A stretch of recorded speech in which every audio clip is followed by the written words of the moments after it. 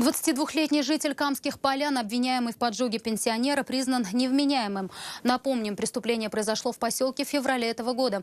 Как считает следствие, подсудимый в подъезде дома облил пожилого мужчину горючей жидкостью и поджег. Пострадавший получил ожоги около 40% тела. Впрочем, родные подсудимого уверены в его невиновности. Подробности в репортаже Айрата Назипова.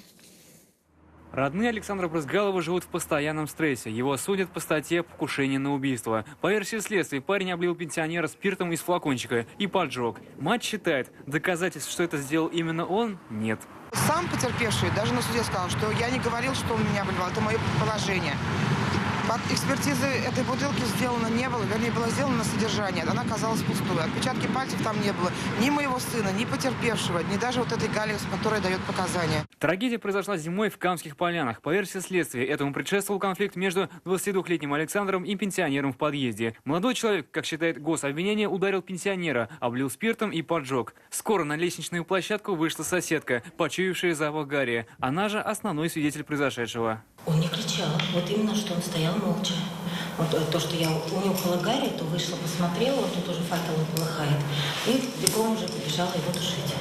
Он потом только, когда упал, уже потушил, на нем все сгорело полностью, вплоть до трусов, все только ботинки остались и немножко куртки сверху.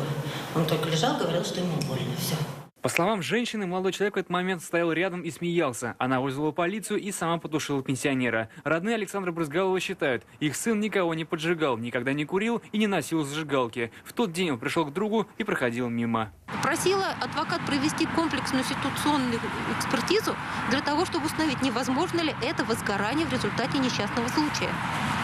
Нам даже не то, что отказали в этой экспертизе, даже по делу не был допрошен от нас специалист, который мог бы предположить, может это или не может. Приговор по этому делу будет вынесен через 2 недели. Сторона обвинения требует отправить Александра Брызгалова на принудительное лечение в психиатрическую больницу. Последнее слово подсудимому не предоставят, так как эксперты сошлись во мнении о его невменяемости.